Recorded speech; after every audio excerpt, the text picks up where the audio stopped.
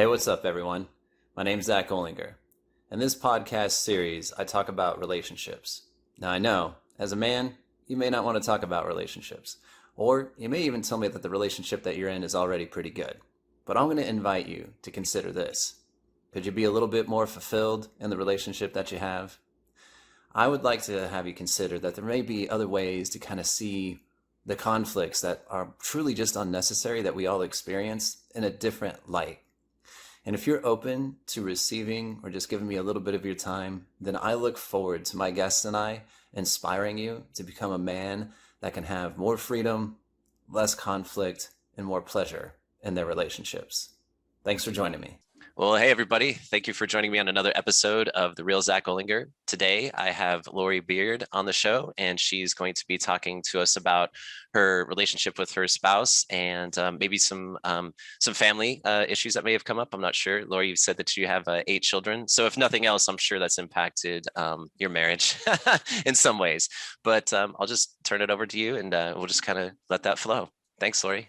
Oh, thank you for having me. And it's such an honor. And I just wonder if you're ready for the real Lori, right? Let's do it. Yes. So born and raised in Puerto Rico, Caribbean flavor, I very happy, outgoing person, and you know how opposites attract, right? Mhm. So this introvert decides to to conquer me, and so he wins, and I'm like, oh, I'm so in love, and we end up being married. And I mean, 27 years, fast forward 27 years, we're very happy. But even in those 27 years of trials and adversity, we're at a point now where our marriage is at a different phase and at a deeper level. So I have learned, Zach, in relationships, there's different stages and phases. We know that with the human nature, right? We know that there's newborn, infant, newborn, and then toddlers and all that, right? And the human development has its challenges and its phases, and it's so with us, it was the honeymoon stage, very happy, and it didn't last very long because we got married December 20th of 93, and December 18th of 94 I was having my first baby. So, and then from there on we had 8. But it's been an interesting journey, a roller coaster of emotions, and that's just the introduction. I know, kind of sense that you have a question or something, but I just yeah, I mean that's one thing that kind of brings up is just yeah, it was very early on in your marriage. Like some people, it's just interesting to hear people's stories. Some people wait some time before they start their family. Some people, do the same thing where you didn't start right away. For my particular marriage, we started pretty early too. We had yeah, it was maybe we took a year, and then like the next year we started trying and had our oldest son. um but so yeah, I guess one thing that does come up was that like a decision that you guys was it a choice, like a conscious choice, or was it, because I know for some people it's just kind of like, oh, like now we're pregnant, and some people are like, now we're intentionally starting the family. So right. I guess I'm curious about how that worked for you guys, since it was early on in the marriage. Was that something you guys decided early, like at some point early on, or was it just kind of something that happened? Or Kind of both. I really wanted it because I was Puerto Rican and I moved to the United States, and my husband was studying and working. We okay. were very in love, etc. But that's just the way it happened. And I even tried to find a part-time job there, etc. when I went but to the United States. But I was lonely. I was Hmm. lonely, and I would spend lots of time by myself. And then I'm like, "Oh, I long for something, and I think I'm ready for this, for my role as a mother." Hmm. And to move on to the next thing. And that's how it happened. It was more me. And then my husband is like, okay, and we both kind of agreed, and we left it up to fate, or God's will, and it Hmm. happened. Gotcha. Gotcha. And So there's, what, go ahead. well, like you say, some people decide to get married later and start a family later. And Mhm. there's pros and cons for that. And Sure. then we decided earlier, and there's pros and cons on that, because right now I have 4 grandbabies. I Wow. mean, life is great. I still feel like I'm young. Hmm. For And sure. many people are starting to have kids at my age, Hmm. and I see like, oh my goodness, no, I'm so done with that, right? So, and then we're moving on to a different stage in our lives. And my youngest is 11. Hmm. He has been an uncle since he was like in first grade, and it's been fun to be able to have this energy. Now when my youngest start having babies, I don't know that I will have the same energy. But there's for the destination, if we say family and children, there's different journeys and trails that you can trod to get to the same destination. There's no one that is, some people are like, I know I don't want to do it, this is the way, the only way, because there's definitely different ways to do it. Right. Yeah, there's definitely no right or wrong way to go about that. And Yeah. yeah, that's I find one of the interesting things about just being a parent in general is that once you kind of thrust into that role, you realize, you look around, that nobody knows what they're doing. Like, you know what I mean? Like there's no, like, we're all just kind of winging it. And that at least started to open up some compassion for like my own parents, where it was like, all right, so Right. Absolutely.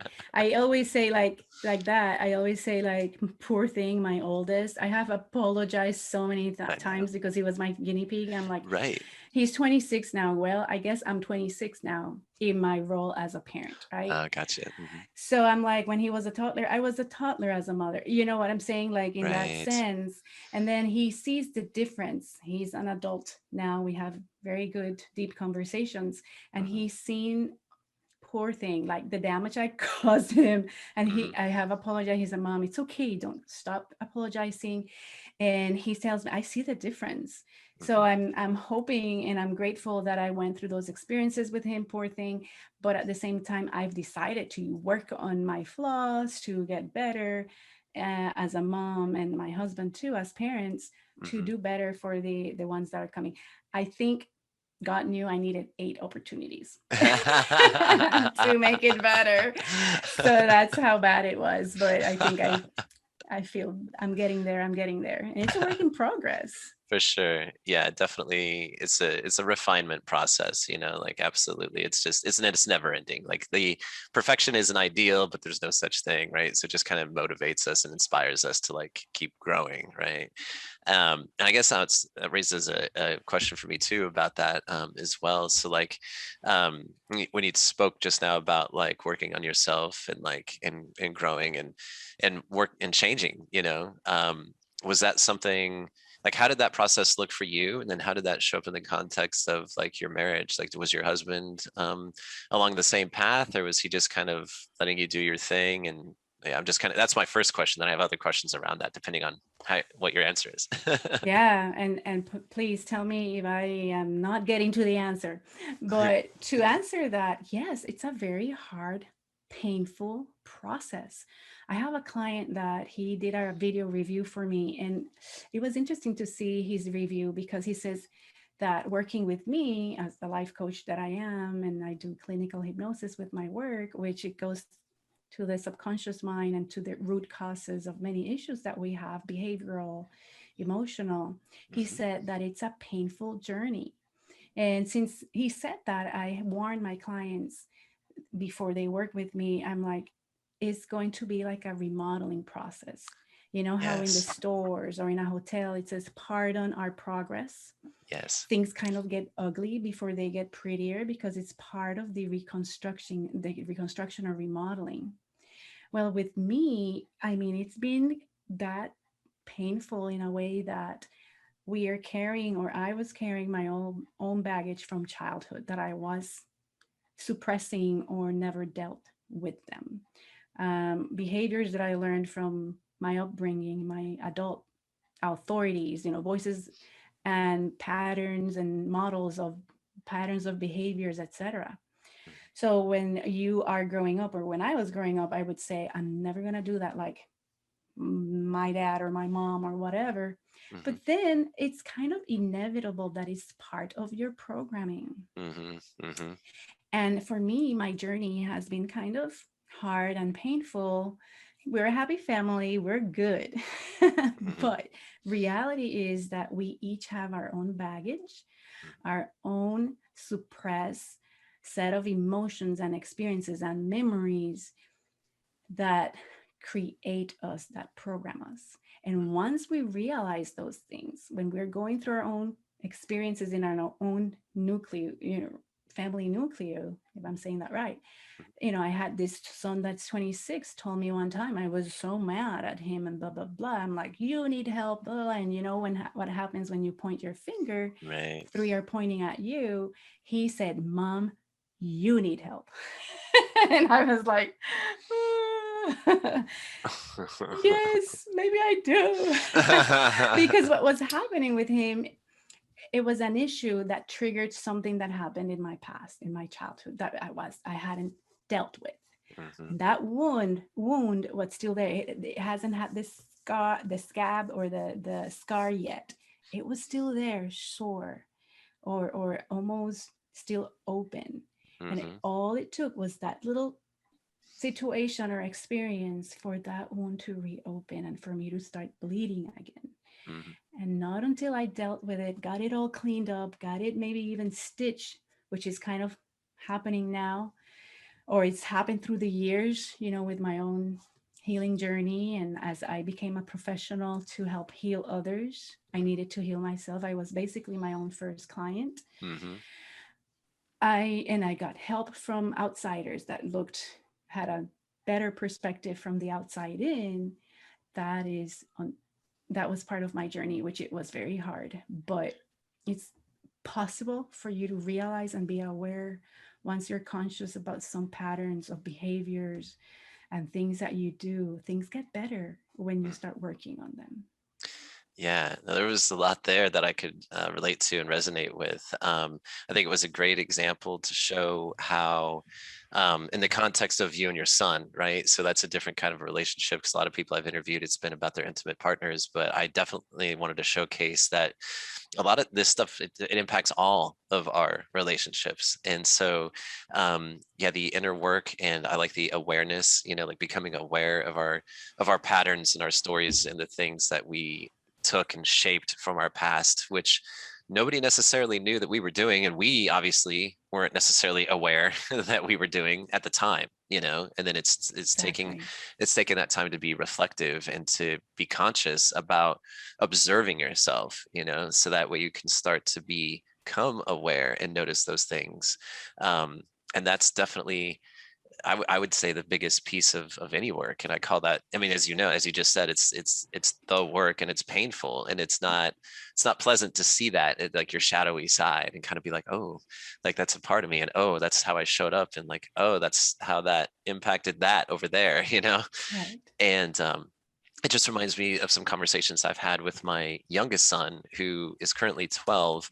But and he's choosing to, become more aware and question things and be conscious of stuff. He's read some of the books that I've read, and we have these great deep conversations. And just as you mentioned, I think like to your clients, I forewarned him. I'm like, you're on a path that is it's going to be challenging, like it's going to bring things up for you. And there's going to be people you meet that aren't on the same path. So like, as you start to talk about some of these things to some people, it may not jive with them, it may not resonate with them. And they might be people that are very close to you, like family, and that kind of a thing. So just, because I think sometimes as we grow, there's not only the challenge that we face with like looking at ourselves, there's the challenge of how we go about that change and the questions we ask ourselves and like how we start to change our model of the world, that it doesn't, because we're not really taught this, you know what I mean? It's not what we're modeled or showcased in our culture,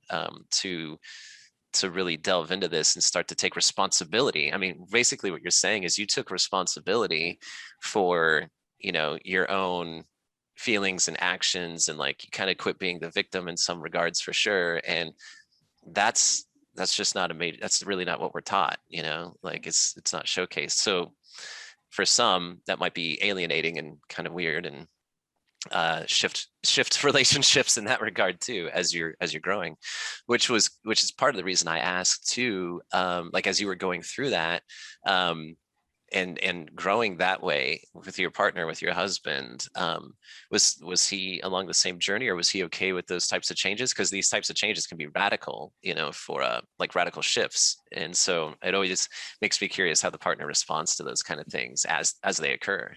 Yeah. So as they occur, we're both like, what is going on? How do we deal with this? And then he's like, why are you reacting this way? And it's all concerning, right? That this son was having these behaviors, this making choices that were triggering me. But also, he had suppressed issues. My husband's family had a house fire where the youngest sibling passed away. And after he passed away, my husband was the most affected in the family, being in the hospital for weeks or months, and then having to deal with his third-degree burns, etc. So the family goes like, oh, since the fire, like from the fire. So because it was a traumatic Sure. event. So we're dating, and I'm like, did you ever deal with this psychologically? Did you ever get help? He was like 11 also when this happened, and Gotcha. so he's carrying within him pain of the physical pain he underwent, and the emotional pain, because while he was in the hospital, he was able to be released from the hospital for one day to go to his little brother's funeral and come back. So when you look at that, you're like, wow, that's like a lot. Yeah. And if the family didn't deal with that back then the correct way, right, then he's carrying all this again, suppressed feelings and things that as humans, sometimes we don't even know what is going on with us. Sometimes we don't even understand or we don't know how to articulate our problems or our issues. And that's why I love what I do, because it's at a subconscious level. So ego falls asleep and then subconscious kind of awakens. And that's when lots of things get resolved and sorted out. And typically my clients come from going through talking therapy, and they're like, I hit a plateau. I don't know what else to say. I don't know how else to express how I feel. I need something different. And I have experienced that myself too. And yes, it has affected us as a couple. And dealing with the emotions of, the tasks of the days, and you go here and you take there and you pick up here and you pick up there. Of course, we have our own issues too. And slowly but surely, we have dealt with them. And a big breaking point for us, which you asked, or an experience that helped us realize how much we needed to work at a deeper level with us, because I always rejoice on saying from day one, we decided to have a date night every week. And that is being nourishing. That has been good to keep the fire alive in the marriage. But one thing is going through the motions too about that. But we went at a different level when he was diagnosed with cancer. Okay. And I was like healthy, and I turned into a vegetarian, and I was doing all these things for me, for my health, etc. And he was just like, I don't need to worry about any of that. And I'm like, you're going to become a statistic. You're going to get a heart problem, diabetes, or cancer. And sure enough, and I was so resentful, long story short, instead of being empathetic or compassionate at the beginning, because it's like, you did this to yourself. This is what I would tell him because I was so angry, because I had been warning him so much. My grandma had the same cancer. So I knew for a while that this is what you have. And he refused to go get checked. So when he was diagnosed, he was at a stage 3D or something like that. It's super close to the next stage, which is the terminal stage. Right. And at some point, we had a moment of intimacy, meaning it's a moment where we were connecting deeply, looking at each other in their eyes. I think it was when they did the procedure where they put the port. I think it's when, to start the chemo sessions through that. is when I think it slapped it on his face and he realized it was not a joke anymore. It was becoming something tangible and serious. And that is when we drop our guards, destroyed our walls that guard our feelings and the fight. And why was I angry? Why was I so resentful? Because I love him so much and I couldn't imagine my life without him. But you don't say that easy. You fight, right? Guarding or hiding your true intention, your true feelings. And when you let go of that guard and pride and arrogance, doesn't matter that I wanted him to be healthy and that I was the healthiest at the time, the way I was delivering my message, the lack of eff- efficacy or efficiency in communicating my need and my desire and my feelings towards him wasn't effective.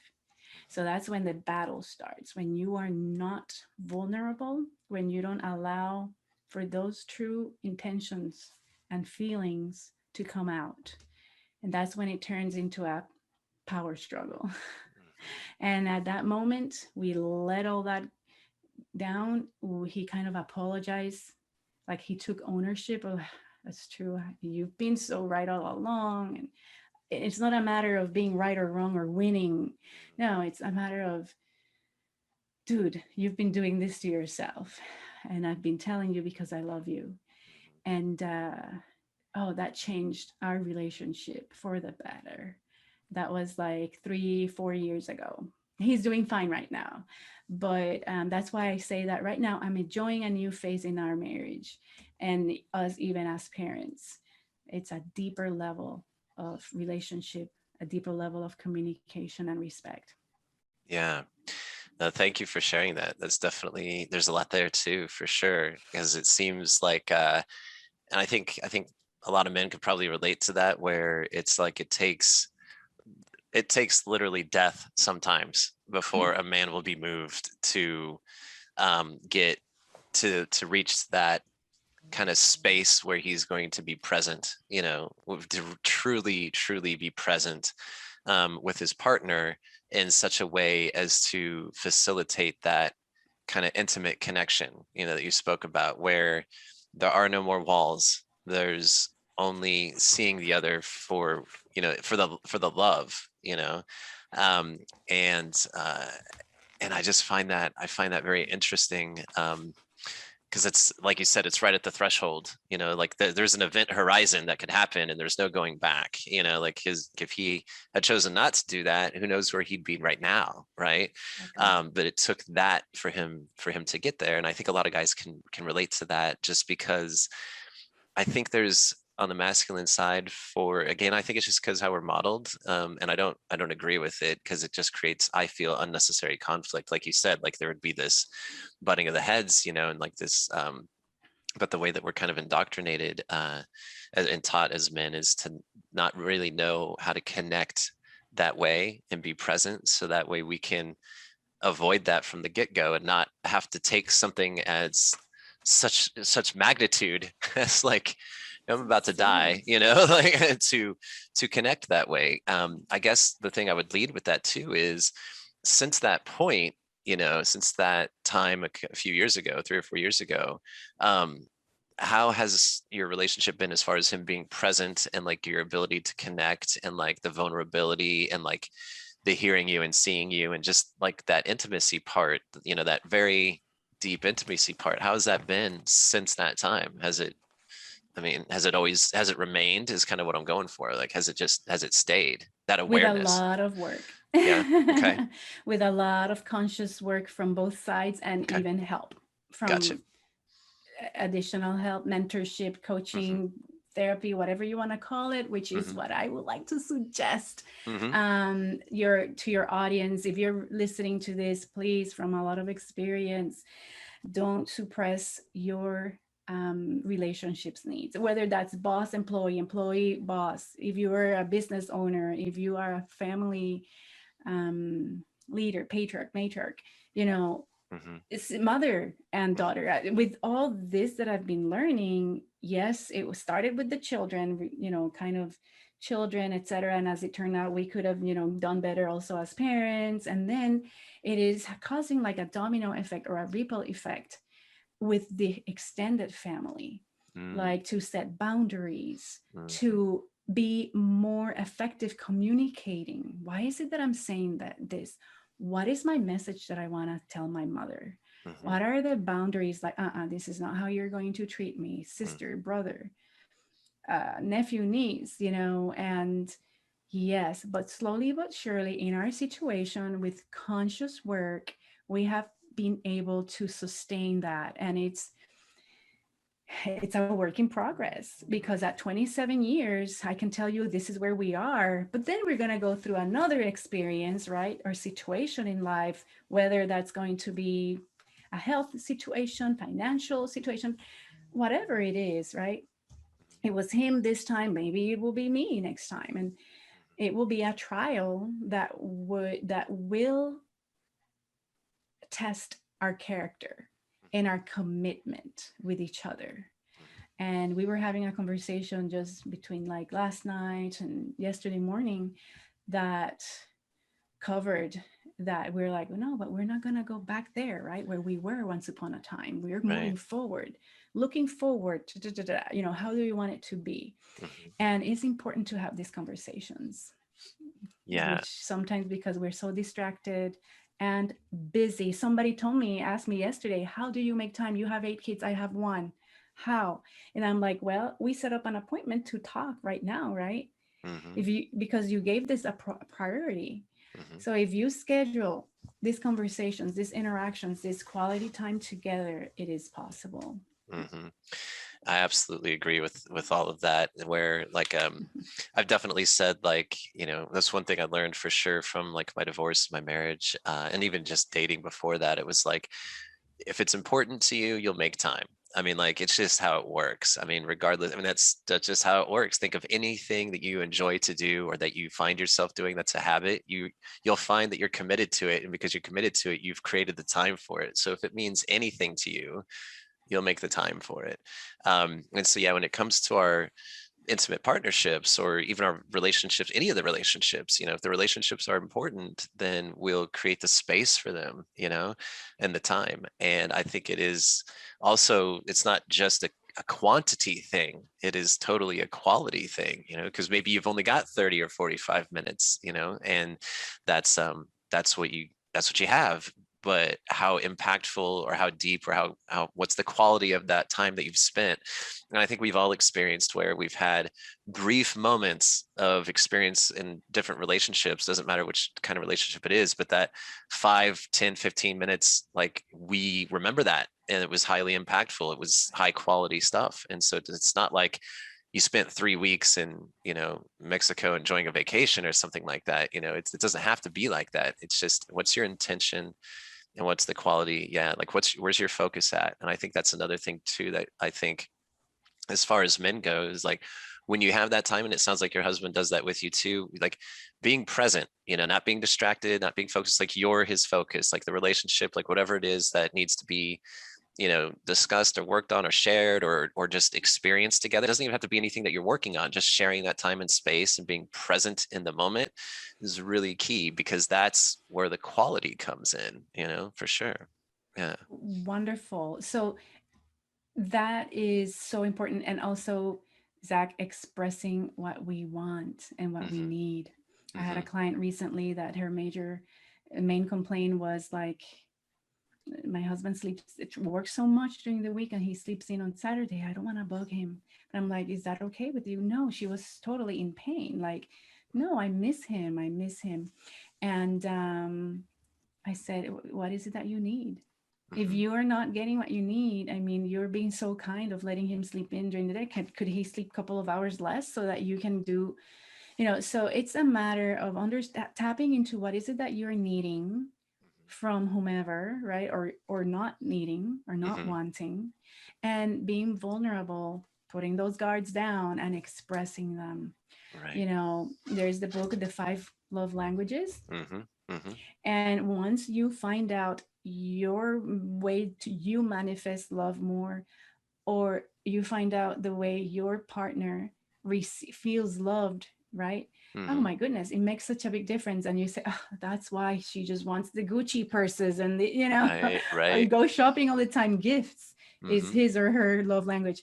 Well, me, like you, quality time, or you Mm-hmm. mentioned quality time. I just say, okay, phones down, da da da, Mm-hmm. me. And whether that's combined with their love language, physical touch, or whatever it is, Mm-hmm. it makes such a big difference. Because sometimes I just need you to hold me, or I just Right. need you to, and I express my need, right? Mm-hmm. As long as we're listening or wanting to be perceptive and ask and inquire and be curious about their needs too.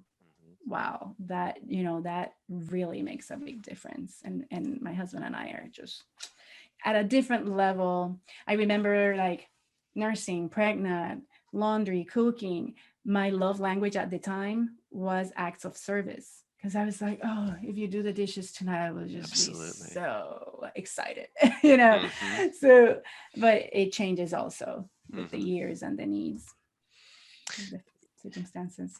Yeah, no, that's very true. I was just interviewing somebody yesterday, and she mentioned a lot of the same things about expressing her needs in her marriage and being vulnerable to do so, and how it took some time for her to do that, for her husband to kind of start to see like, oh, like, okay, like, because she chose to approach him differently. She took her own responsibility on how she was approaching the relationship, and communicating with him. And I just kind of want to call out that, when we're in relationships, like in the beginning, we're learning, we have this, we're learning the other person, we're kind of figuring out what this relationship is at, what the other person's about and all that. So like we're assimilating information. Then after a period of time, like we just become like anything else, we become like kind of autopilot, because we're like, Right. well, we got most of this kind of figured out. And so when she did this change on how to communicate to her husband, it took him a little bit to kind of catch on, because he was used to just like like auto response, kind of like, yeah, like just, and then after a period of time, it was like, she's not actually communicating with me like the way that she was before. And like now I need to be, it triggered a change in him to be like, oh, like this is a different input than I realized I was receiving.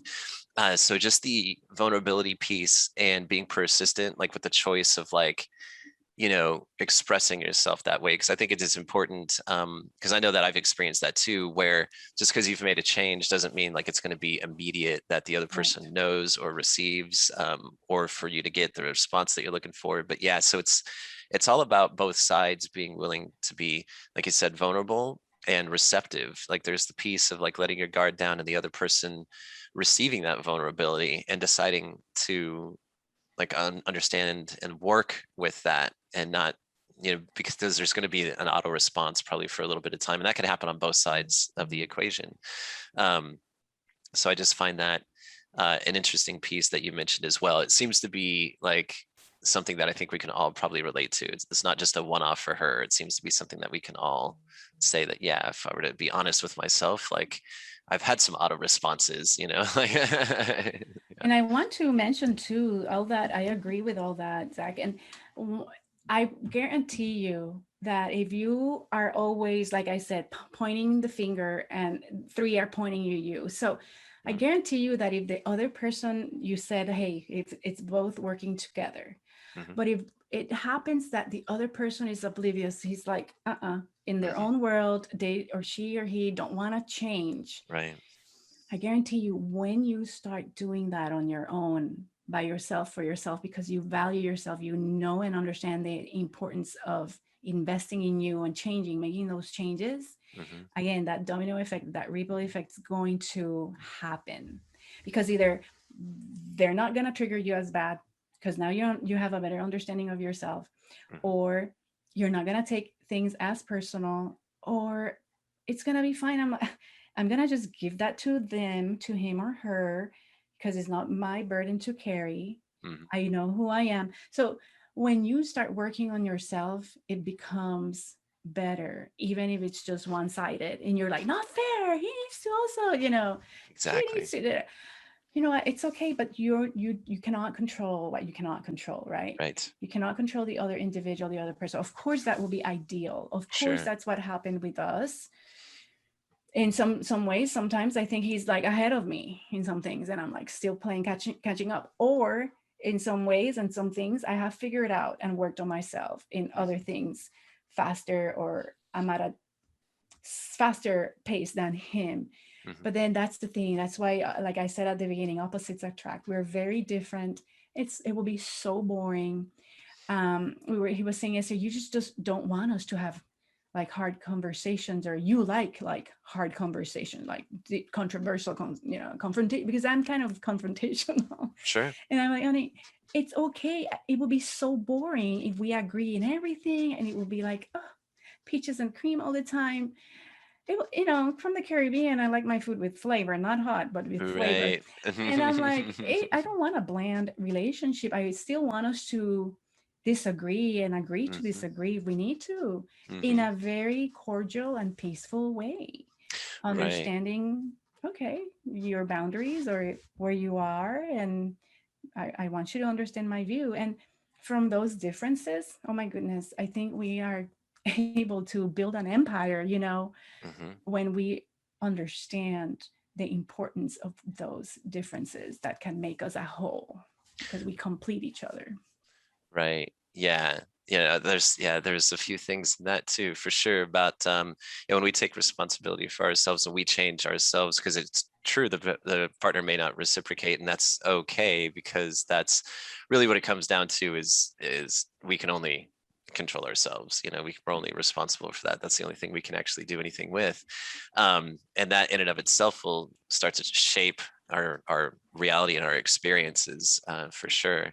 And I found it interesting too about his response about like, oh, you like us to have, challenging or those types of relationships. And um, it just kind of makes me think about, you know, I guess is it when emotion comes into that, or is it just like, do you think he said that more in response of like when you get kind of like passionate about something, or is it do you think it's the content? Do you think it's more the about your content expression, the the content? Okay. content or if I call him out on something, or if I don't feel like there's been closure with something, and he's like, well, Mm-hmm. that happened a while back, but I'm like, but I don't know. I don't, if I have to have like closure, I guess, or Mm-hmm. make sure, hey, you said this, but how are you doing with that?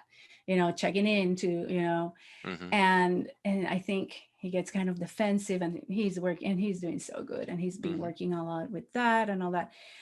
But some patterns keep creeping up, and I just acknowledge, and I just love how it's been wonderful, but at the same time, and then I'm like, whoa, sorry if you're feeling like this, sorry if you're feeling cornered, no, that's not my intention right now. Okay, do we need a timeout? Yes. So yeah, it's more the content. Gotcha. I'm confrontational. That's how I've been with my mother, with my sister all my life. It's like, let's talk about it. Right, right. And then they are like, we don't talk about things. And, time will heal, and that's just not how we roll. And it just bringing that into a balance, or um, a place where we can handle it together, me learning about him, his pace or his ways, Mhm. and for him to understand that this is what I like and this is how I roll. And it's just the balance, finding that middle ground. Gotcha. Yeah. I just love that you're both just open to share that space, and kind of and see it as that you both seem to have that it's a work in progress. We're coming together, like, even though there might be tussles, there's mechanisms and ways to like that you guys have put in place to like work with that. I like to call these things like the relationship container, which I've always felt like is like the most intimate thing that two people could have, where things come up and you see them for what they are, which is just things to work on. It's not you versus the other. Like I love this saying that like it's never in a relationship, it's never one person versus the other. It's the two people versus like the circumstance or the thing that they're dealing with. That's Like, good. That's a good way to see it. yeah, when I ran into that, I was like, oh, I love that. I love that, because it's so Me too. easy, for us to be like, oh, it's me versus you or something like that. And it's like, no, man, if we're in a relationship, like it's us versus that thing, and we're going to overcome that thing, and because We're a I really team, like that. you know. That's true. Yeah, I just And I've we're on the always same page and the same side. Yes. yeah, it's disarming because then it reminds you like, oh right, she's not or he's not attacking me. Like there's this other piece. Like there's always a third piece, right? Like there's the two of you, but there's something else that is creating the tussle or the conflict. And so that third piece is the conflict. How are the two of you relating to that conflict? You have a relationship to that conflict. So the thing to remember is that our relationship with each other comes first, and Yes. I don't want to put the conflict over our relationship. I don't want to make that the primary relationship. Right. So yeah, it's hard to. I've had my own experience with that, and I have forgotten that. But when I remember it, I'm like, yeah, because it is just it's. I think we are modeled and conditioned to just be like it's us versus them, and we Yeah. don't even consider the conflict as having a relationship to us. You know, we're just like, no, that's the thing that's pissing me off, like, you know. When I say, okay, I'm taking off the boxing gloves, I'm like, I don't want to get on the ring. This is not my intention. I come in peace. Yeah, I should bring a flag, a white flag. So I love that. I love the way you explain that. I agree. yeah, Zach, thank you. Yeah, of course.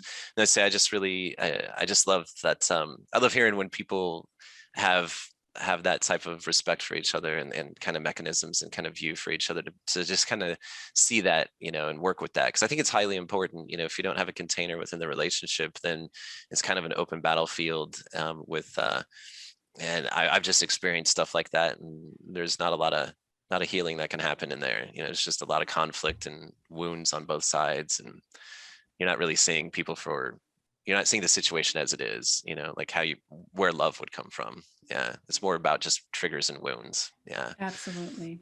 yeah, Well, thank you. Thank you so much. Oh my goodness, that was a absolutely. great piece that I am taking away from this. For sure. No, I appreciate it.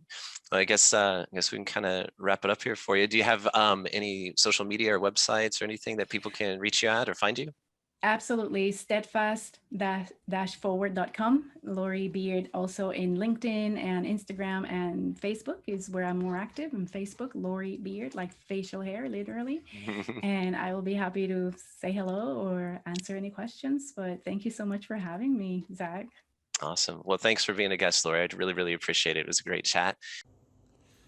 Your knockout punch for today, and this one's for the guys, for you men out there. Change is okay. It's quite all right to not have a stoic virtue of being completely static your entire life. For the betterment of you, your relationship, or relationships of all kinds, allowing yourself to change is a good thing. Before it is a huge deal, something life-threatening, something that is threatening your relationship, something that is an order of magnitude that is a crisis, you know. Allowing yourself to change your perspective, your perception, getting curious about your life and your relationships, getting curious about your own way of being is healthy. It's a good thing. It's going to allow you to be nimble. You're on the playing field of life. You're here to win. You're here to play the game. And doing that requires reevaluation. Do you think there's a football team that does the same plays over and over and over again? And if there are, I don't follow sports, I'm sure there's been football teams that do that. Do you think they succeed? Do you think they do well? Allowing yourself to be nimble, to reevaluate before it becomes a crisis, allows you to have a higher quality of life for sure, higher quality relationships, and it keeps you out of the goddamn crisis zone. That's the knockout punch for today. All right, that wraps up today's episode of The Real Zack Olinger. Thanks again for listening. If you happen to find this episode insightful or valuable, I invite you to pass it along to somebody else, because chances are, if you found it valuable, they will too. If you're on Instagram, you can find me at The Real Zack Olinger. Until next time, everybody, thanks for listening.